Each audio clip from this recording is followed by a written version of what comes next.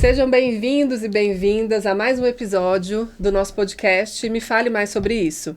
E hoje eu tenho a honra de receber a minha amiga, a minha vizinha, doutora Juliana advogada, e nós vamos falar sobre os direitos das pessoas e seus familiares que têm algum diagnóstico relacionado a essa área da saúde.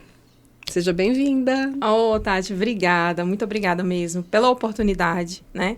Eu sempre costumo falar para todo mundo, né? Falo em todos os lugares que eu vou, que eu tenho uma missão, né? Já que eu vivo da advocacia, é o meu labor, né? Meu ganha-pão, como o pessoal diz no popular.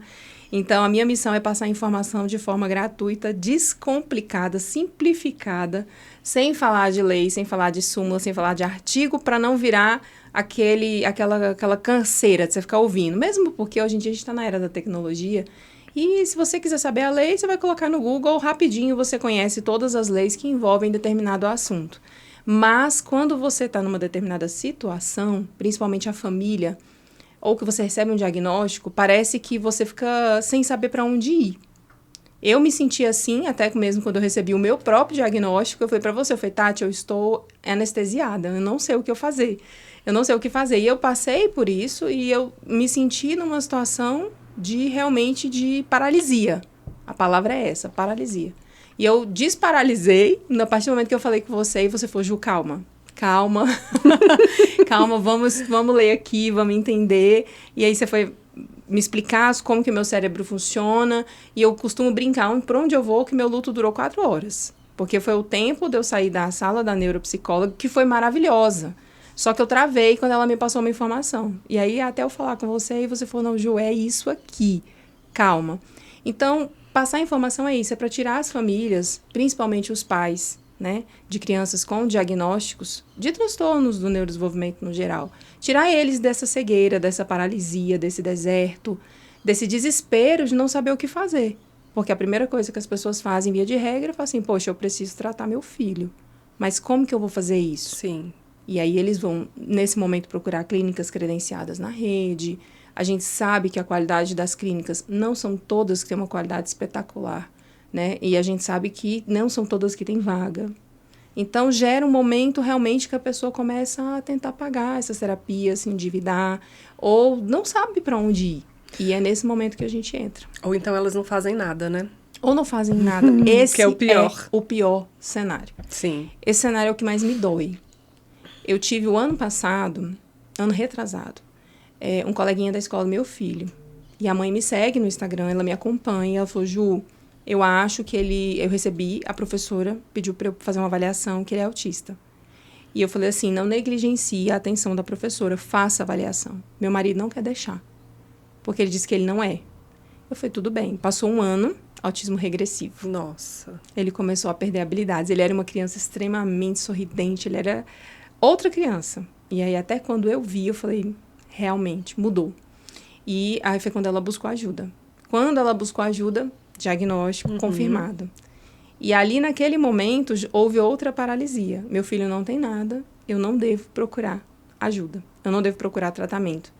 E assim, Tati, o que eu percebo no dia a dia, até na palestra que eu fui sábado, que eu dei no sábado passado, eu percebo que as famílias, elas não têm noção do que é a janela de neuroplasticidade, sim, do que é a janela de oportunidades. Porque talvez, se nesse momento de paralisia, de choque, alguém passasse para essas famílias assim, naquele momento, fala, olha, já te sacudi aqui, seu filho tem que começar a fazer as terapias já, é urgente. É urgente, porque depois, por mais que eu faça 300 mil terapias nele, pode ser que ele não receba esse conteúdo. E é isso que no direito eu utilizo. É a janela de neuroplasticidade, a urgência em começar as terapias e fazer o quanto antes e de forma regular. Exatamente. Seguindo toda a grade de terapias, né? Fazer uma parte e depois fazer a outra parte vai levar ao nada, e quem leva a culpa é a clínica e os profissionais. Sim. Não está tendo desenvolvimento, não está tendo avanço neurológico, não estamos vendo diferença, vai trocar de clínica e vai continuar com o mesmo problema. A gente tem um cenário que eu vivo, né, ali no dia a dia da clínica, que é o seguinte, as famílias vêm com uma suspeita, será que eu tenho, meu filho tem ou não tem um diagnóstico, eu faço a avaliação. Esse diagnóstico ele é confirmado. A partir do momento que esse diagnóstico é confirmado, eu vejo 2 ações, né? A primeira ação é, ok, entendi, é difícil para mim, é difícil para minha família, mas eu preciso correr atrás para que ele tenha o desenvolvimento necessário, né? E aí essa família, ela vai atrás. Então, ou ela vai acionar o plano de saúde, ou muitas vezes ela mesma vai buscar na internet informações quando ela não tem rede credenciada disponível nesse plano, né? Ou a rede credenciada, o plano está limitando as sessões. Aí ela vai buscar um advogado para poder entrar, né, com alguma ação para ela conseguir garantir o direito daquela criança. Mas eu também vejo o outro cenário, que viveu a mesma situação. Avaliação, diagnóstico, aí a família paralisa. O sumiço. Né? A família some. E aí, muitas vezes, essa família volta a me procurar meses ou anos depois para querer começar as terapias. E aí, a gente tem essa perda de oportunidade, Exato. Que é o que você está falando, essa janela de oportunidade, né? Isso. Então, é importante as famílias entenderem que o diagnóstico, ele é para sempre. Então, se a criança receber um diagnóstico com 1 ano, a probabilidade, a possibilidade de desenvolvimento é muito maior. Muito maior. Muito maior. A criança que recebeu o diagnóstico aos 6 anos... ela vai começar um ciclo terapêutico a partir dessa idade. E a possibilidade de avanços e de desenvolvimento é muito menor. Muito menor. Né? Porque o cérebro, ele vai se moldando e ele vai respondendo ao ambiente, aos estímulos. Isso. Uma criança que tem autismo, ela tem atraso no desenvolvimento global. Então, ela não tem todas as habilidades desenvolvidas necessárias para ela ter uma vida funcional naquela idade que ela está. Se ela não recebe a estimulação, esse desenvolvimento ele não vai acontecer de forma natural. Então, muitos pais pensam o seguinte, eu vou esperar um tempo, ela vai se desenvolver e depois a gente começa as terapias. E, na verdade, não. A gente tem uma urgência de início das terapias. E essa urgência delimita o futuro do seu filho. Essa urgência delimita quem ele vai ser. Exato. Eu arrepiei aqui todinho. Você foi falando, eu fui arrepiando, porque... quando a gente vai... muitas pessoas não entendem por que quando você entra com um processo de uma criança que não tem acesso às terapias, que o plano não está fornecendo a grade completa, muitas vezes a pessoa fala assim, mas por que isso é urgente? Eu não entendo essa urgência toda, até na reunião, pré-reunião que eu faço com os pais. Mas eu acho que a gente vai pensar, eu não vejo muita necessidade de movimentar o judiciário para meu filho começar as terapias, não. Eu acho que isso aí é bobagem. Ou então, Ju, eles não entendem a carga horária. Exato. Porque o psicólogo, ou o neuropediatra, ou o psiquiatra, eles chegam e falam assim, olha, o seu filho tem este nível de atraso. Ele tem, por exemplo, autismo nível 1 de suporte. Mas então é um autismo leve? Não, não é leve. Ele tem dificuldade no desenvolvimento global dele e ele precisa de suporte. A clínica, a psicóloga que avaliou recomendou que ele faça 20 horas de terapia por semana. Mas eu não acho que meu filho tenha necessidade de fazer 20 horas. Isso acontece geral. Advogando em todo o Brasil, eu te falo que é em todo o Brasil. Quando chega no escritório, Tati, o que eu falo para a pessoa? Eu falo, olha, não vamos negligenciar quem estudou e se profissionalizou para te dar esse diagnóstico. Então, não negligencie o laudo. E também não tente fazer parcial. Não, eu vou escolher aqui 2 horas de psicologia por semana, 1 de fono, sendo que o laudo tem muito mais que isso. Por quê? Porque não vai ver o desenvolvimento da criança. E o pior é quando a gente entra com a liminar, que a gente consegue todas as terapias, e aí o plano de saúde vem na defesa e fala, olha, as terapias estão sendo fornecidas de forma integral, mas a criança está mandando ficha de presença de apenas X horas. Aí a gente entra em contato com a família. Já teve casos de eu entrar em contato com a mãe fala, não tenho tempo para levar em todas. Aí eu falo, mãe, você não entendeu ainda que o seu filho está crescendo? E quanto mais ele cresce, menos habilidades, menos desenvolvimento ele vai captar. Você entende por que o juiz te deu essa liminar? Porque eu expliquei para ele da janela de oportunidades, da janela de neuroplasticidade, que existe um tempo para essa criança ter o máximo de absorção de conteúdo. Se você continuar tendo esse comportamento de não levar, faltar, desmarcar na clínica em cima da hora... Tirar férias de 3 meses. Férias de 3 meses. Isso você está negligenciando. E o pior, Tati, que eu observo assim, na prática, eu vou muito além do processo judicial. Eu gosto de acolher as famílias, eu gosto de conversar com as famílias, saber como que tá a rotina. E eu falo, você tá dando complementação em casa? Não. Em casa eu chego cansada, eu trabalho e falo, eu sei. Mas em casa também é importante a família entender o que foi feito Sim. na clínica para continuar em casa. Porque, entenda, não é para sempre. Né? Nessa mesma palestra que eu estava sábado, quando eu terminei, uma pessoa que é da área me chamou e falou assim, olha, eu queria pedir para você 2 coisas. Eu disse, sim, pode falar. Ela, olha, primeira coisa, já mudou um pouquinho a nomenclatura, né, que não é mais multidisciplinar, que multidisciplinar eles são independentes entre si. Agora é interdisciplinar, que eles se comunicam, os profissionais agora trocam informações. Eu falei, obrigada, aprendi mais alguma coisa, eu adoro aprender. E a segunda, que ela disse o seguinte, ela falou, olha, a janela de neuroplasticidade, eu acabei de ver um estudo científico, eu não sei se foi nos Estados Unidos, que a janela de neuroplasticidade, ela está extremamente, 70% aberta até os 3 aninhos. E que até os 5 aninhos, 20%. Uhum. Na hora que ela falou isso, eu fiz assim para trás, sabe? Eu falei, meu Deus. Mas é isso mesmo. Eu falei, meu Deus, porque quando vem o diagnóstico precoce, que vem ali com 6 meses, a falta de contato visual, é o mais raro. Exatamente. E quanto É o mais mais raro. cedo o diagnóstico acontece, mais prejuízo a criança tem. Então, uma criança que foi diagnosticada com 1 ano, significa que é muito persistente tudo que está sendo observado.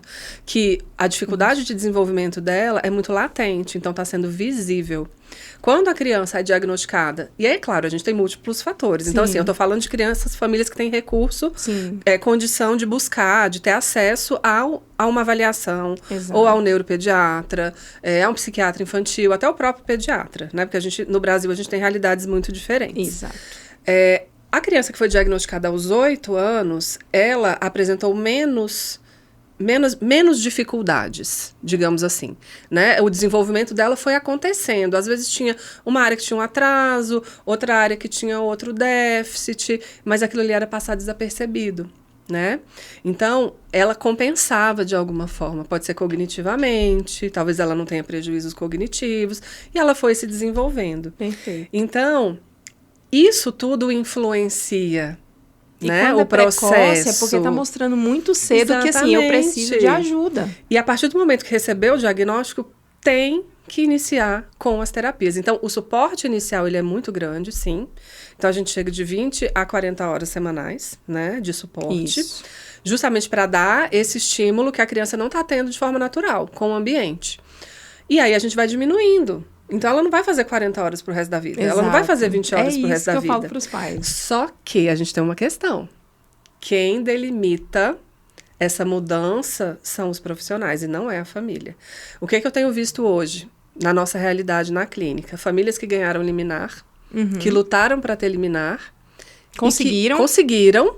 E que hoje as crianças não estão fazendo a carga horária adequada. Porque acha que já deu, tá bom. Porque a criança cansou. Porque eles cansaram, né? Eles cansaram de levar. Eles se acostumaram com o autismo.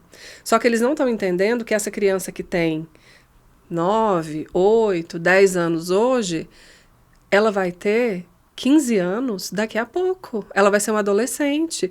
E aí a gente tem, que eu tenho certeza que você já ouviu falar na poda neural. Já. A gente tem a primeira poda neural no início do desenvolvimento, ali pelos 2, 3 anos.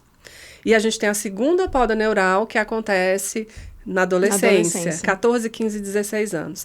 Nessa poda neural, nessa segunda poda neural, a gente pode ter a abertura para diagnósticos que vão acoplar ao diagnóstico inicial do TEA, que são diagnósticos mais graves. E tá tendo uma avalanche chegando para mim no escritório de TEA mais TOD.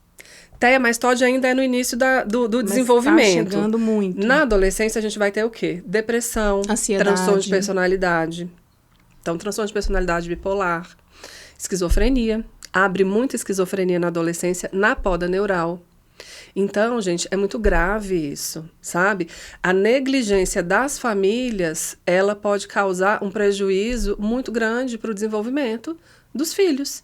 E as famílias não têm ideia de que isso possa acontecer. E é para isso, né, que esse podcast serve. Exatamente. É pra gente trazer essa realidade daquilo que a gente não quer ouvir. E pode parecer duro, sim, né? Pode parecer fatalista, mas não é. Então, um filho, ele não é criança para sempre. Ele vai crescer Ele vai ser adolescente, ele vai ser adulto.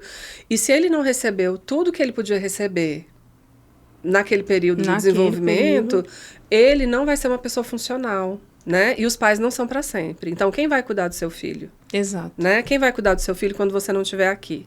Então, é muito importante a gente ter essa compreensão. E aí, o seu papel como advogada, e eu sei que você faz um papel brilhante e muito mais do que só como advogada, né? Você se envolve com os casos, você escuta, você orienta, você acolhe essas famílias. Mas existe uma parte que a gente não consegue fazer. Existe. Que é a parte deles, dos pais, né? E se a gente não fala isso, as pessoas não têm essa reação. Eu gosto, né, de falar, buscar. Tati, porque assim, quando a clínica fala, dá uma interpretação de que a clínica está falando porque ela não quer perder o paciente. Exatamente. Eu, como advogada, eu falo, olha, a responsabilidade está nas suas mãos. Porque hoje a gente entende que essa criança cresce, ok, mas ele vira um adolescente. E quando ele vira adolescente, se ele não receber os estímulos corretos, que vêm essas comorbidades associadas, a gente vê hoje que há um índice muito alto de suicídio entre autistas nível 1 de suporte. Não se reconhece ali, ele não consegue se ambientalizar, outras questões vão tomando conta. Então, assim, é o que eu falo, olha, gente, tem tratamento? Tem. Só que o tratamento ele não pode ser negligenciado. Porque não adianta também eu fazer o meu trabalho de forma impecável, conseguir toda a carga horária, pedir a dinamicidade do tratamento, que muitos advogados que são especialistas de direito de saúde ou advogados que entram com o processo para ajudar famílias, que às vezes nem especialista não pede a dinamicidade do tratamento, ou seja, toda vez que troca de laudo, tem que entrar com uma nova ação. Isso é imprescindível. Tem que solicitar na petição inicial, informar para o juiz que aquele tratamento é dinâmico, que ele sofre alterações ao longo do tempo, para que as famílias não fiquem toda vez que troca o laudo, que muda as terapias, ou a frequência, ou a carga horária, tem que entrar com um novo processo. Isso é loucura. É loucura, mas infelizmente a gente sempre pega casos assim em andamento. Essa semana mesmo, eu peguei de um cliente de Pernambuco. E eu falei para ele, assim, olha, mas o primeiro processo está andando, até hoje meu filho não fez terapias, a liminar está ganha. E eu falei, gente, tem alguma coisa errada.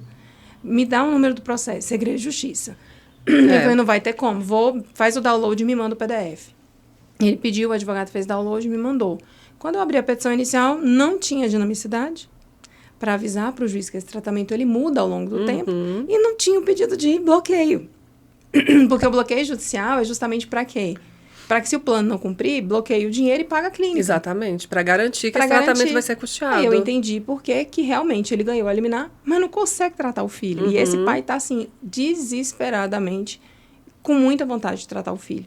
Algumas que ele consegue pagar, ele está pagando particular, e outras ele está fazendo na clínica credenciada, mas que não está dando o suporte necessário, né?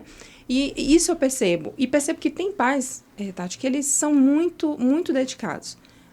A maior parte negligencia, a outra parte vai estudar, vai assistir podcast, vai ouvir Spotify, vai para o YouTube, ele vai entender o que o filho dele precisa. Esses dedicados, esses são os melhores da gente atender. Porque eles valorizam tanto o trabalho dos profissionais que estão ali atendendo a criança no dia a dia, quanto do advogado que lutou para conseguir o direito dele na justiça. Sim.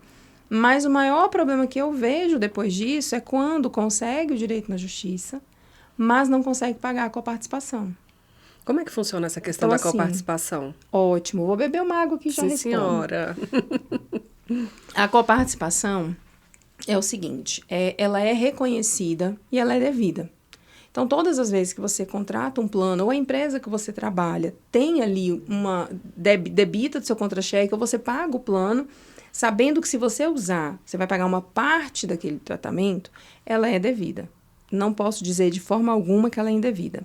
Só que quando você tem crianças, isso já foi uma decisão recente de um ano para cá, do próprio STJ, Superior Tribunal de Justiça, ele entende que se a coparticipação ela está vindo muito volumosa, a ponto da família, dos pais não conseguirem pagar, e por conta disso eles vão reduzindo a carga na clínica, fala, olha, eu vou precisar tirar, porque eu não estou dando conta de pagar essa coparticipação. Então, ao invés de 20 horas semanais, o máximo que eu consigo são 10 horas. Então, isso aqui é um outro problema gigantesco, porque a criança vai continuar sem fazer a carga horária completa. Nesse caso, já tem jurisprudência, mas tem que entrar na justiça, porque isso é um reconhecimento da justiça, não é da Agência Nacional de Saúde. Então, tem que entrar na justiça e mostrar que a coparticipação está vindo alta e que a família não tem condições de pagar e que ela está inviabilizando o tratamento da criança. Porque quando você faz parcial, está inviabilizando do mesmo jeito. Porque tem muita gente que acha que inviabilizar é não ter acesso a nenhuma terapia. Não é. É não ter acesso a toda a carga horária que está ali no laudo. Porque dependendo do volume, vai ficar o valor que impagável. Não dá pra pagar, impagável. Né? Eu já tive pessoas que chegaram no escritório com coparticipação de 18 mil boleto, 9 mil, 7 mil, 4 mil, 6 mil. Eu já tive vários valores de boleto de coparticipação. E graças a Deus, inclusive esse de 18, nós conseguimos entrar com a liminar. Mostramos para o juiz que, inclusive, a mensalidade vem junto dos 18 mil. Então, ou seja, soma tudo. E se não pagar os 18 mil, entra na inadimplência. Entendi. E essa porque não era separado, né? Não vem separado. E essa criança vai ser expulsa do plano por inadimplência. Que é tudo que a eles maioria... querem. Lógico, porque ou eles querem o seguinte... Ou a criança divide, os pais dividem e ajudam a pagar o tratamento, ou cai fora. Essa é uma realidade muito grande. Então, existe sim essa possibilidade. Muitos pais que são servidores públicos não sabem disso. Então, também fazem ali a metade da carga horária, ou parcial, ou da forma que dá. E também tem esse direito de pedir a limitação no valor de uma mensalidade. E, veja bem, não é tirar com a participação. É só dizer assim, está inviabilizando... Então, o valor máximo de coparticipação que a justiça reconhece é de uma mensalidade. Então, se a criança paga R$200, se o pai paga R$200 de plano de saúde e a mãe, mais 200. Entendi. E aí, independente da carga horária que a criança faça. Independente, a criança pode fazer tudo. Então, assim, abre um horizonte gigantesco, porque eu vi no Instagram essa semana uma mãe falando que terapia para autista era coisa de rico. O vídeo dela até viralizou. E eu fui e comentei. Por quê? Por causa da coparticipação. Ela, gente, olha isso aqui, olha esses boletos. Meu filho precisa fazer mais tal terapia, mais tal terapia. Eu não tenho condição de pagar. Eu não estou dando conta de pagar nem a coparticipação que está vindo. Imagina agora que a neuropediatra aumentou. A neuropediatra está achando que eu sou rica. E ela estava desabafando, literalmente. Aí eu vi o vídeo e falei para ela, olha, pela justiça, o máximo que você tem que pagar de coparticipação se você buscar os direitos do seu filho é uma mensalidade. Aí ela foi e comentou, doutora, então se eu pago R$200, é mais 200? Eu falei, Ela, meu Deus, eu não acredito nisso. Mas tem que ir atrás. É isso que, às vezes, assim, é por isso que esse movimento que a gente faz de podcast, de live, ele, na minha opinião, assim, ele transcende barreiras. Porque, às vezes, não é o que a pessoa nem imaginava. Sim. Nem imaginava, olha, para rico. Não, calma. Seu filho tem direito de fazer por uma mensalidade a mais. Então, são muitas coisas que eu vejo que tem esse entrave, né? Questão também de, às vezes, por exemplo, os pais falarem assim, olha, tudo bem, eu consigo pagar, mas eu não consigo levar. Eu te indiquei, inclusive, uma pessoa que eu conheço, uma pessoa maravilhosa, que eu sei que o filho está precisando demais. Falei, procura, Tati, você vai conseguir. A clínica, o dela atende o plano de saúde do seu filho. Não vai precisar nem de mim, nem de processo judicial. Sim. Eu só quero que ele faça as terapias. Pelos relatos que ele me falou, de coisas que ele falou para ela. E eu fiquei, assim, assustada, porque é uma criança. E você vê assim, ela não consegue vir a uma reunião com você.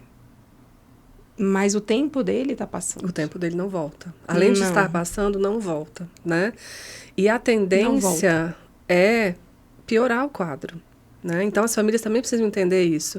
Que o quadro não tratado ou tratado de forma inadequada, insuficiente, ele traz prejuízos. Exato. Então, existe uma piora, né? Eu tenho recebido, Ju, na clínica, alguns casos que têm me deixado bem preocupada. De saúde mental em crianças muito pequenas. Então, crianças, assim, numa idade inicial, 6, 7, 9 anos, que estão passando por um sofrimento emocional muito grande, né? Então, a gente não pode ser negligente de achar que esse sofrimento ele vai passar, Exato. Né? Então, crianças com internação, com ideação suicida. Não é normal uma criança de 4, 5, 6, 7 anos falar, não é normal, eu quero idade morrer. Nenhuma, gente. Em idade nenhuma é normal, sabe? Eu nenhuma tenho 2 é filhos, normal. uma de 4 e um de 6. O meu filho, esses dias, ele viu uma foto da minha cachorrinha e eu disse assim, mamãe, cadê ela? Eu falei, filha, ela foi pro céu, ela morreu. O que é morrer? O meu filho não sabia o que era morrer. Eu expliquei porque eu fui mostrar a foto da pretinha pra ele. E você vê uma criança de 6 já chegar pro pai e falar assim, eu quero morrer, eu tô com vontade de morrer. Isso, pra mim, já ultrapassa qualquer barreira. São sinais que a gente não pode deixar de observar. Não. Então, eu acho também, Tati, assim, a grosso modo, na minha ignorância, da parte que eu não entendo, né? Entendo da parte do judiciário, das leis, mas eu observo que, assim, às vezes negligencia o fato de levar para a clínica ou buscar alternativas para conseguir dar um tratamento e resolver tudo com um iPad. Uhum. Não, ele fica super calmo com o iPad, eu não preciso levar para essas terapias, meu filho não é doido, como eu já ouvi pais falarem para mim. E eu dei um iPad e ele melhorou muito. Deu muito mais resultado do que levar para uma terapia. Só que, assim, você está dando um estímulo que não é um estímulo, e o seu filho ele vai viciar naquilo ali, e quando você for tirar, é como se você tirasse a droga. Uma droga. Porque o cérebro de uma criança atípica, ele não tem mecanismos para lidar com a tela. Não tem. E eles se viciam de uma forma muito mais intensa, né? Então, a gente observa no dia a dia o impacto muito grande que a tela traz. Mas não é um impacto positivo, é um impacto negativo. Negativo. Né? Então, assim, a criança que tem regressão comportamental, que volta a urinar na roupa, quando a família tira a tela, que tem sensação de abstinência mesmo, né? Já vi crianças debatendo no chão. Crianças no debatendo, crianças que trazem falas de jogos completamente fora do contexto, né? Que acessam jogos que não são adequados para a idade. Então, criança de 6, 7 anos de idade jogando Free Fire, jogando Fortnite, sabe? Assim, são jogos totalmente inadequados e a família permite. Então, essa permissividade, ela gera situações que são, assim, muito degradantes, sabe, para o desenvolvimento infantil. Então, a negligência dos pais, muitas vezes, passa por lugares que são, assim, às vezes a gente nem percebe. A sociedade como um todo não percebe, né? Sim. Porque você tem um filho que recebeu um diagnóstico e você não levá-lo para as terapias, aí você tem acesso, você tem plano de saúde, seu plano de saúde tem uma rede credenciada que atende e os pais não levam. Exato. E a né? nossa realidade aqui é totalmente diferente. Totalmente. Porque as clínicas aqui são boas. Sim. A grande maioria das clínicas, principalmente na região central de Brasília, são excelentes clínicas. Exatamente. É diferente do que você vê no interior. Advogando todo o Brasil, eu vejo cada situação bem delicada. E muitas vezes no interior, o profissional que está atendendo, ele não tem nem a formação. Exato, né? ele é estagiário, né? Ou então ele não tem, por exemplo, uma supervisão. Né? O estagiário atende, mas ele não tem uma supervisão. Não tem uma supervisão. Ou então quem supervisiona não é formado em aba, né? É de outra área. Enfim, a gente tem um monte de situações né, que acontecem. Então aqui a gente tem esse privilégio. E tem o privilégio da informação. Né? A população de Brasília é uma população muito bem informada, né? Só que aí eu vejo, sabe? Eu observo muito isso. Então, assim, a falta de ação dos pais, das famílias, e muitas famílias que gostariam de ter aquela possibilidade que não tem. Que não tem. Né? Então, não tem um plano de saúde. Às vezes lutam para ter um plano de saúde e o plano da criança é negado. Exato. Né? Eu vi recentemente um caso que a gente acompanha de uma criança que a mãe está tentando credenciar. E aí o plano pede uma chamada de vídeo com a criança e nega. Nossa, isso é tão... Esse caso, eu tive recente, uma criança de Sobradinho. Ela fez toda a entrevista com o corretor. O corretor falou, olha, evita colocar o F84 lá o diagnóstico de autismo na apólice. E a mãe tinha visto uma palestra minha, que eu tinha dado lá também em Sobradinho, e ela entrou em contato. E falou assim, doutora, eu não estou gostando dessa informação, que eu não devo colocar, porque eu já tenho o diagnóstico do meu filho há muito tempo, da minha filha, é uma menina. Eu disse, pode colocar, por minha conta e risco. Preencheu a proposta, submeteu. Quando submeteu... Negou. Falta de interesse comercial, não temos interesse em seguir. Ótimo, eu tinha a proposta, eu tinha a assinatura da mãe pedindo, nós entramos com uma ação judicial, com uma ação que chama adesão compulsória. O juiz ele vai obrigar o plano de saúde a aderir àquela criança no plano. Então, aderiu, rapidamente o plano cumpriu a liminar, tinha multa, rapidamente cumpriu, ela já está fazendo as terapias dela, já tem, graças a Deus, um bocadinho de tempo. Então, a adesão compulsória ela é viável, totalmente viável. E o que eu sempre recomendo, Coloca sim, que o seu filho tem. Muita gente fala, mas eu não vou colocar.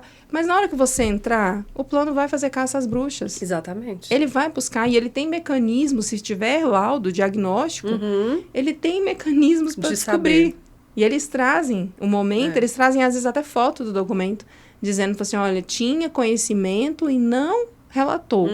E às vezes, dependendo do plano, tem um plano em específico que ele está, inclusive, entrando com ação judicial para cancelar o plano, pedindo uma liminar para cancelar por fraude contratual, pelo fato de não ter dado o diagnóstico, não ter escrito, comunicado, declarado, né? E ainda entra na criminal, paralelamente, informando que foi uma fraude, que a pessoa sabia e não quis preencher, que é um crime. Então, já chegaram casos, assim, é um plano em específico que está fazendo isso. Já chegaram esses casos e eu falo, olha... Então, declara. Se não aceitar, por falta de interesse comercial, a gente entra com a ação, porque a gente sabe que a falta de interesse comercial é pelo fato da criança ser terra. É pelo diagnóstico, exatamente. É pelo diagnóstico. Então, tem mecanismos. Existe, mecanismo jurídico. Eu nunca vi hoje, até hoje, tá? Em mais de 5 anos que eu advogo só na área da saúde, eu nunca vi até hoje nenhum juiz negar a adesão compulsória de uma criança com diagnóstico de TEA que quer entrar num plano de saúde. Até mesmo porque são terapias de baixa complexidade. Elas são consideradas de baixa complexidade, ou seja, não tem cobertura parcial temporária. Então, por exemplo, você vai entrar no plano. Com quanto tempo meu filho começa a fazer as terapias? Eu vou entrar hoje. Com quanto tempo eu posso pedir? Se você for ler o contrato do plano de saúde, é ali no máximo até 30 dias depois já tem direito a consultas. Sim. Terapias, alguns colocam 180 dias. Mas tem alguns espertinhos que estavam dizendo que autismo é cobertura parcial temporária, 2 anos. Nossa, imagina. Mas não é. CPT são para procedimentos de alta complexidade. Né? Cirurgias e algumas outras doenças que demandam quimioterapia, radioterapia, são procedimentos de alta complexidade. Terapia não é procedimento de alta complexidade. Então, tem plano que vai pedir 6 meses, mas tem resolução da própria Agência Nacional de Saúde, informando que psicologia, fonoaudiologia, na resolução até fala as modalidades. São 10 dias para crianças que não têm urgência no laudo e 24 horas para crianças que têm urgência no laudo. Então, você começa a fazer as terapias, ou com 24 horas ou com 10 dias. Então, você ainda tem esse direito de entrar com a ação de adesão compulsória e começar as terapias na sequência. Então, as pessoas que têm interesse, né, que precisam agir, elas precisam entrar em contato com você, né, para poder garantir esse direito, né, para poder valer esse direito e buscar uma forma de iniciar esse tratamento. Exato. E assim, eu até falo, Tati, gente, se você não se identifica com determinado advogado, mas busque qualquer um que seja especialista em direito de saúde, mas certifique-se que realmente é especialista. Que a pessoa é especialista, né? Entre no Escavador, entre no Jus Brasil, que são sites gratuitos. Se você colocar o nome completo do advogado lá, você vai ver todas as ações e o nome dos réus. Pelo nome do réu, você já sabe se a pessoa é especialista ou não, porque vai ter um monte de plano de saúde, né? Mas não deixe de buscar os direitos. Eu não sou a favor de dizer que tudo tem que judicializar. Pelo contrário, ontem eu atendi uma mãe que eu disse para ela, eu falei, você não precisa de mim. Você só precisa seguir esse passo aqui. Foi até uma mãe numa questão de um filho com vício em jogos, ludopatia. Eu falei, olha, se você entrar no Gov e fizer o bloqueio do CPF dele na plataforma, você já vai estar dando um primeiro passo muito grande. Se já tiverem muitas perdas financeiras, perdas de outras questões, aí eu entro no circuito. Mas agora a senhora não precisa de mim. Sim. Nem tudo é judicializar. Sim. Mas no caso, infelizmente, da não interesse, a falta de interesse comercial do plano, esse não tem jeito, tem que judicializar. A mesma coisa, Tati, inclusive dos pais, que às vezes não têm tempo para trazer as crianças nas terapias. E pais que são servidores públicos. Né? Aqui, por exemplo, no Distrito Federal, a gente tem várias esferas, né? Tem pais de esfera distrital, né? Federal, né? E acaba que os federais, a gente observa que eles conseguem até essa redução... Via administrativa, né? Sem muita dificuldade. Sim. Porque a lei, é uma lei federal. Só que quando a gente já vai para as empresas, não vou dizer empresas, para os órgãos públicos que atendam, que não são federais, a gente vê que as famílias já têm mais dificuldade. A gente teve um caso na clínica de uma mãe, que ela é de um órgão distrital, né? E ela pediu redução de jornada, de carga horária. Ela teve muita dificuldade via administrativa. Por quê? ela estava fazendo banco de horas. Então, nos dias que ela tinha que levar a filha para terapia, ela precisava compensar. Então, chegou um momento que ela tinha uma quantidade tão absurda que ela não conseguia mais, né? E aí foi diminuindo a carga horária da filha. E aí, esse caso eu até indiquei para você. Pois é, não pode. Porque ela precisava, né, ter esse conhecimento para saber o que ela deveria fazer. Exato. E o banco de horas, ele vai te estrangular. Uma hora ele vai te estrangular. Por isso que é muito importante a pessoa saber os direitos dela, porque aqui no Distrito Federal está acontecendo muito. Secretarias que são distritais, né? Não vou dizer o nome, mas tem muitas que estão realmente podando. Outras até estão dando a redução de jornada. Quando no mês seguinte que o pai pega o contra-cheque, a mãe pega o contra-cheque, metade do salário. E pode? Não pode. Na verdade, eles têm que fazer a redução da jornada sem prejudicar a remuneração. Sim. Então, mas é porque quer reavaliar a criança a cada 2 anos. Que reavalie. Só que a gente sabe que uma pessoa que vai fazer uma perícia e avaliar seu filho não é quem acompanha. Não. E muitas vezes não é nem quem entende do diagnóstico. Exato. Né? Entendeu? Então, assim, é importante procurar, porque mesmo que ela tenha banco de horas, entrando com a ação, ela vai conseguir a redução da jornada de trabalho dela. Né? A gente tem a questão do laudo, tudo é comprovado. E a questão do banco de horas, ela vai fazer a compensação dentro da outra jornada que ela tem para cumprir. Então, se ela conseguiu 50%, ela vai compensar nas outras. Mas não referente às terapias que ela precisa levar a filha dela. E quando a empresa, né, o órgão, ele sugere que a família, que aquele servidor trabalhe de casa. Então, ele não deu a redução de carga horária, né? A pessoa pediu via administrativa, foi negado, mas deu a opção de trabalhar de casa. Teletrabalho. É tampar o sol com a peneira. Aí ela vem para a clínica, traz o filho, vamos imaginar, que notebook. Traz a criança 3 vezes na semana, 5 vezes na semana. O momento que a criança está em terapia, ela está trabalhando no notebook. Só que ela relata pra gente que quando ela chega em casa, ela ainda tem que trabalhar à noite. Então, essa mãe, ela está perdendo qualidade de vida. Então, ela está diminuindo as horas de sono. Ela está tendo um prejuízo. Perfeito. Né? O teletrabalho, ele não é redução de jornada de trabalho. O teletrabalho não é pegar o que está na lei federal e aplicar no caso concreto. É o tampar o sol com a peneira. Então, ainda, para você ter uma ideia, teve um caso, que foi um caso emblemático lá no escritório, que até o Dr. Gesiel que atua nesse caso, que é meu sócio. Chegou para nós um empregado público, que é CLT, não é estatutário, com diagnóstico tardio de autismo, 50 e poucos anos de idade, e a gente falou, olha, nós vamos trabalhar nesse caso, porque a lei serve para servidores públicos federais. Quando a gente busca para os outros servidores públicos distritais, municipais e estaduais, a gente usa por analogia a federal. A gente arrasta ela para cá e usa por analogia. Mas e o empregado? O CLT? Porque empregado público é CLT. Então, quando a gente entrou com esse caso, foi um caso muito delicado. Por quê? Porque a gente pediu a redução. No primeiro momento, o juiz deu a redução para ele, no TRT. Deu a redução de 50% da jornada de trabalho.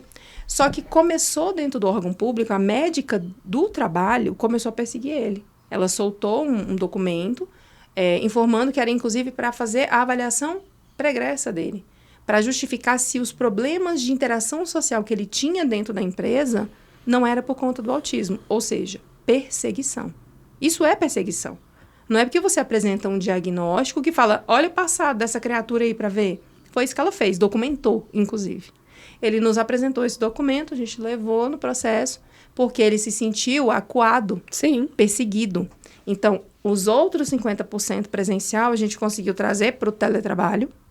Então, hoje ele está metade da jornada em teletrabalho, metade da outra jornada ele faz as terapias e ele vai para as terapias dele.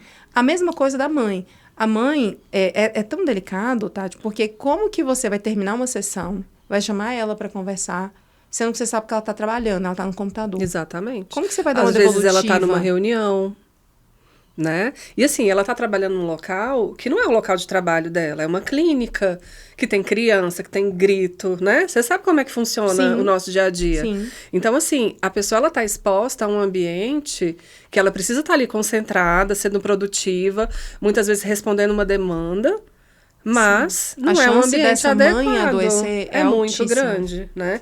E a gente tem Altíssima. muitos casos de exaustão materna, né? De burnout materno. Por que materno? Porque as mães são mais sobrecarregadas, né? A gente sabe. As mães, a maioria das mães são quem levam, quem busca, quem organiza a jornada, quem ainda chega em casa, faz comida, cuida da casa, cuida de tudo. Então, assim, existe uma sobrecarga. E, além de tudo, tem a culpa, né? A culpa muitas vezes por ter recebido o diagnóstico e não ter agido no momento certo, ter a culpa por não ter percebido, né, que a criança poderia ter um diagnóstico. Eu já vi mãe no escritório falar pra mim que o pai falou assim, ele é assim porque puxou você. Exatamente, eu escuto isso direto Até nas isso. devolutivas. Eu escuto os dois, né? A mãe falando, é igual. Aí o pai fala, não, é assim porque é da sua família, né? Na sua família que tem mais casos. Puxa de você. As coisas ruins é sua, as coisas boas são minhas. Exatamente. E isso, gente, isso é muito sério. Porque não deixa de ser uma violência psicológica. Porque no frigir dos ovos, ninguém tem culpa. Não e existe muitas culpado. vezes, alguém ali tem um diagnóstico também que não sabe, que não teve a oportunidade de saber. De ter sido diagnosticado. E talvez vai buscar agora, depois que já passou dali da idade, vê o diagnóstico do filho, lê o laudo do filho e fala, gente, isso aqui parece comigo? Nossa! E aí você fala, poxa, eu acho que eu sou também. Só que aí você vai carregar essa culpa? Porque você transmitiu para o seu filho, por ser uma condição, muitas vezes, genética, em alguns casos, né? Fatores mais internos do que externos. Então, essa culpa eu acho que não tem que existir, mas eu acho também que as pessoas elas têm que saber mais os direitos delas. Sim. Porque o que eu vejo de servidor público aqui em Brasília, com banco de hora estourado, não é brincadeira. E eu falo com o meu sócio, doutor Gesiel, que cuida dessa parte no escritório, eu falo, doutor, é impressionante, parece que as pessoas são inteligentes, são bem informadas, mas o que é para elas saberem, elas não sabem. Eu vou te fazer uma pergunta, que eu me pergunto muito, e eu não tenho a resposta. Por que as pessoas, elas não fazem o que precisa ser feito? Mesmo tendo a informação. Mesmo sabendo o que precisa ser feito, elas não fazem. Você sabe que eu acho que é o momento da paralisia? Porque para cada família, isso voltando para dentro do diagnóstico, cada família, quando recebe o diagnóstico, reage de uma forma totalmente diferente. Cada pessoa. O meu luto durou 4 horas. A partir do momento que eu falei com você explicou para mim, se for Ju, é assim, ali eu virei outro ser humano. Eu resetei o diagnóstico que eu tinha recebido e passei a me aceitar e fui ler e passei a entender como que o meu cérebro funciona. Eu tenho amigas pessoais que demoraram 4 anos de paralisia. 4 anos. E hoje ela sabe que os 3 filhos estão dentro do espectro. E que um deles, agora ela acabou de descobrir que tem TOD também. 2, na verdade. Além do TEA. Mas foram 4 anos de paralisia. Então, mesmo sabendo o que podia fazer, mesmo sabendo o que deveria fazer, houve uma paralisia. E eu entendo que isso é um pouco de um... Não sei se seria um choque mesmo de realidade, porque não é questão de falar assim, mas eu não tenho condições de procurar os meus direitos porque eu não tenho condições de pagar um advogado. Nunca fez uma reunião para saber qual é o valor. Não tem ideia do valor, de como que pode pagar. Como que você vai deduzir? Se pode parcelar, se não pode parcelar. Mas eu acho, Ju, que tem uma outra coisa também. Uhum. Eu acho que as pessoas têm medo de entrar com o processo. Tem muitas pessoas que têm medo. De ver o seu nome atrelado a um processo. Exato. Tem medo do plano de saúde perseguir né? Tem. Isso existe. Tem medo da empresa. Retaliação, de ter retaliação, de ter perseguição, de sofrer, né? Um ambiente hostilizado ali. Então, assim, eu acho que as pessoas... O conhecimento, ele traz luz, né? Isso. Então, o conhecimento, ele tira aquilo que muitas vezes a gente sente que a gente não consegue perceber. Perfeito. Então, tira o medo, tira a angústia, tira a possibilidade de pensar no futuro, de falar assim, caramba, como é que eu vou dar um futuro para o meu filho se eu não estou conseguindo nem pagar um tratamento para ele agora, né? Então, esse papel que a gente faz aqui, ele é um papel de esclarecimento, né? Da gente trazer... E muitas vezes a gente fala coisas que talvez o público que esteja ouvindo não se sinta tão bem com aquilo que a gente está dizendo, É né? porque o que a gente não quer ouvir dói. Mas a gente precisa falar. A gente tem que né? falar. A gente precisa falar, porque só através dessa fala que as pessoas vão adquirir conhecimento e elas vão atrás dos seus direitos. Exato, né? mas dentro desse momento vem a paralisia primeiro. Eu já vi que tem uma ordem cronológica, sabe? Vem a paralisia. Quando a paralisia passa, pra você às vezes foi igual a Juliana, 4 horas, ou foi igual a minha amiga, que foi 4 anos. Quando a paralisia passa, vem o medo. O medo de buscar a justiça, e meu nome está atrelado a um processo. Sim. O processo corre em nome da criança. E quando corre em nome da criança, é segredo, sigiloso. né? Além de ser sigiloso, né? Não existem informações que vazem desse processo. E se isso acontecer, por exemplo, vinha o seu chefe falar, nossa, mas o plano de saúde entrou em contato, você processou, isso é LGPD, a Lei Geral de Proteção de Dados, não pode. Ju, já aconteceu alguma vez? Nunca aconteceu. Esse tipo de perseguição do plano comunicar à empresa, isso nunca aconteceu. Ótimo. Tá? O que acontece, às vezes, é a família mesmo fala, eu entrei com um processo, às vezes fala lá na empresa, mas o plano não, tá? Então, o processo é totalmente segredo de justiça. Essa questão do plano, o plano não vai me querer mais, Gente, existem vários direitos que te abarcam por aí. Não, o plano, ele não pode ter a opção de não te querer. O que ele vai fazer? Ele sabe que você já tem um processo, ele sabe que você já está acompanhado de um advogado. Então, Juliana, mas é porque eu acho que ele vai querer cancelar minha apólice. Dificilmente ele vai te mandar uma carta cancelando. E se ele mandar, é passível sim de entrar com outra ação judicial para manter esse plano ativo. Porque a gente já tem tema no STJ, tema 1082, que ele fala que a pessoa que está em tratamento de saúde, ela só pode ser retirada da apólice depois que o tratamento finalizar. Quando que o tratamento de uma pessoa que tem transtorno de desenvolvimento finaliza? Nunca. É uma condição que nos acompanha por toda a vida. Então, não pode ser retirado. A pessoa só é expulsa se ela deixar de pagar. Inadimplência gera realmente a retirada, tá?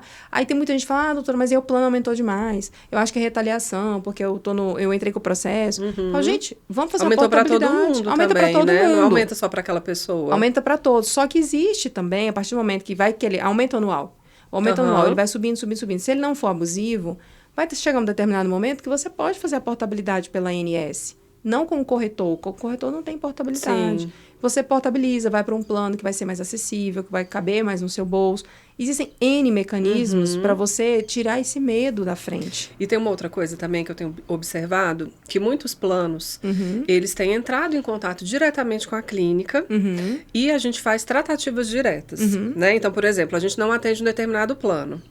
Aí esse plano entra em contato conosco, não somos credenciados, Sim. eles perguntam se a gente atende uma determinada faixa etária, aquele diagnóstico, se tem tais e tais terapias, a gente vai conversando, vai desenvolvendo ali uma negociação, e aí a gente faz um contrato aonde a gente vai receber essa criança. Ótimo, isso né? acontece muito. Então, isso tem acontecido cada vez de uma forma mais frequente. Ótimo, né? E até falando sobre isso, eu vou pegar um gancho aqui muito importante. Isso acontece em todo o Brasil. Principalmente quando as clínicas credenciadas estão lotadas. Então, eles fazem esse movimento e levam a criança para uma clínica que fez uma negociação. Onde mora o problema? Quando aquela clínica lá, que ele tem convênio, esvaziar, ele vai falando, não precisa mais ir para a clínica X, porque agora já abriu vaga na clínica anterior. Só que existe algo aí extremamente importante. Essa criança já tem vínculo terapêutico com os profissionais. Não é assim. Volta para a clínica lá. Ou se não, vai para a clínica credenciada Não que é só abriu. uma relação comercial, Não. né? É uma relação fraternal. Exato. Eu já vi crianças, assim, abraçar um psicólogo, abraçar ali a TO, a psicopedagoga, e chorar de despedida, a mãe filmar e me mandar. Falar assim, o meu filho vai adoecer. E eu falo, não vai não. Vai não. Vamos entrar com uma ação para manter o vínculo terapêutico, porque o seu filho não foi para essa clínica porque você quis. Ele foi porque o próprio plano negociou e pediu que ele fosse. Por que agora que a outra lá, que é mais barata, que ele paga mais barato, ele quer levar você para lá? Então, não. Só que onde que é o erro dos pais? Esse é muito comum. Eles recebem a cartinha do plano, e geralmente o plano avisa com 30 dias de antecedência, que vai voltar para a clínica da rede. E eles fazem assim, não, eu vou tentar ver se a clínica ela é boa. Eu vou ver se ela dá certo. Aí o plano adora isso. Sim. Porque neste momento que eu vou para ver se a clínica ela é boa, você está rompendo o vínculo terapêutico. Aí depois a Juliana vai lá entrar com a ação judicial, para tentar voltar e mostrar que essa criança está tendo regressão neurológica, que o tratamento dela está indo por água abaixo, e o juiz fala assim, mas rompeu.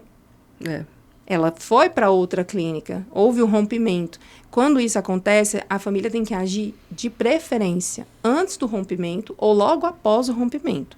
Ju, o que é logo após?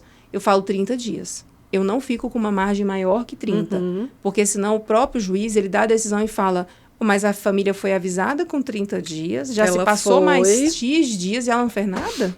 Ou ela ainda foi para outra clínica, rompeu, quebrou o vínculo com os profissionais. Então, o vínculo ele é muito importante e a justiça respeita bastante. Graças a Deus, hoje nós não temos, até hoje, nenhuma ação de vínculo terapêutico que o juiz ele não considerou. Porque o próprio médico, os próprios profissionais, eles colocam essa questão do vínculo, que é extremamente importante. Então, é outra coisa também que a gente está falando de direito, que as pessoas não sabem. Muita gente deixa esse vínculo quebrar. Isso é como se você jogasse um diamante fora. Que é a coisa mais preciosa que a gente tem, né? É o vínculo que a gente constrói com os nossos pacientes, né? E isso é algo que ninguém consegue substituir, não né? tem. Não tem como. Então, o tratamento, ele passa por essa área, né? Essa área que é extremamente delicada, importante, que faz toda a diferença no sucesso também das terapias. Exato. Ju, a gente poderia ficar aqui... Tem assunto para... uma semana... Tem e a gente iria falar muito mais. Eu queria te pedir para deixar uma mensagem, um recado, né, para as famílias que estão vivendo aí esse momento de insegurança, de incerteza, de não saber o que elas devem fazer, né? Verdade. Vou deixar um recadinho muito importante. Gente, hoje nós estamos na era da informação. Todo mundo tem um celular, todo mundo tem um tablet. Então, se chegou algum determinado momento que você sentiu que você não sabe o que fazer, você tem as informações, você tem redes sociais, que inclusive eu vou deixar a minha aqui para vocês, porque lá tem vídeo informativo, tem a principal rede social que eu movimento é o Instagram, tem várias, mas eu vou falar o Instagram, que é drajulianarodrigues.adv. Tem vídeo informativo, tem site, YouTube, tem tanta informação que pode tirar vocês de um deserto, de uma paralisia, de não saber o que fazer e tirar esse medo. Né? Eu costumo dizer que o medo de perder, ele tira a vontade de vencer, e tira mesmo. E isso não é só para você galgar caminhos na sua vida, para você ascensão profissional. Não, eu estou falando, inclusive, de tratamento. Ah, mas eu tenho medo de perder meu emprego se eu entrar com processo contra o plano de saúde. Mas e o seu filho? Você não tem medo dele viver a vida toda de uma forma dependente de você, de não ser autônomo? As terapias, elas vêm, não é por luxo, é por necessidade.